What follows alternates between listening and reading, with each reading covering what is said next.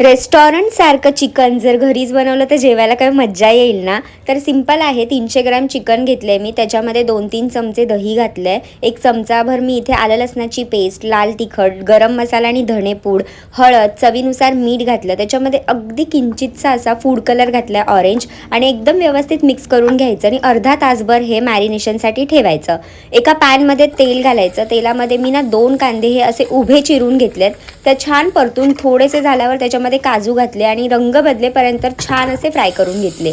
Same तेलामध्येच marinate केलेलं chicken घालायचं आणि दोन्ही बाजूंनी ना एकदम मस्त फ्राय करून घ्यायचं. भाजलेला कांदा आणि काजूमध्ये थोडंसं पाणी घालून त्याची पेस्ट वाटून घ्यायची आणि इथे भाजलेलं चिकन एका प्लेटमध्ये काढून घेते. तोपर्यंत तुम्हाला मी कोकण मधुवर ॲपबद्दल सांगते. हे ट्रस्टेड आहे आणि घर बसल्या हजारो व्हेरीफाईड प्रोफाईल पाहून त्यांच्यासोबत आपण चॅटिंग करू शकतो. या ॲपमधून खूप लोकांची लग्न पण झालेत आणि हो, कोकण मधुवर ॲप मुलींसाठी फ्री आहे. जर तुम्ही सुद्धा लग्नासाठी इच्छुक असाल तर काळजी करू नका, कारण याच कंपनीचे कोकण मधुवर ॲप सोबत इतर समाजाचे देखील मॅट्रिमोनी ॲप आहेत. त्यावर जाऊन तुम्ही मनपसंत स्थळे पाहू शकता. आजच ॲप डाउनलोड करा. सेम पॅन मध्येच 2 चमचे तेल घालायचं. तेलामध्ये 2 लवंग, 1 दालचिनी आणि 1 मोठी वेलची घातली आहे. त्याच्यामध्ये धणेपूड, गरम मसाला, लाल तिखट, काश्मीरी लाल मिरची पावडर, हळद, थोडीशी आलं लसणाची पेस्ट घालून एकदम मस्त परतून झाल्यावर त्याच्यामध्ये 2 टोमॅटोची प्युरी घालायची आणि जी काजू आणि कांद्याची पेस्ट आहे ती सुद्धा घालून व्यवस्थित मिक्स करायची.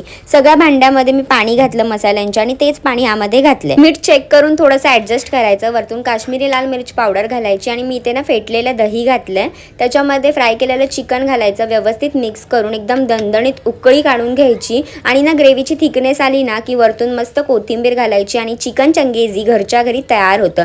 मी ना हे मस्त नाचण्याच्या भाकरीसोबत खाल्लंय. तुम्ही रोटीसोबत, राईससोबत सुद्धा खाऊ शकता. नक्की ट्राय करा आणि फॉलो फॉर मोर रेसिपीज.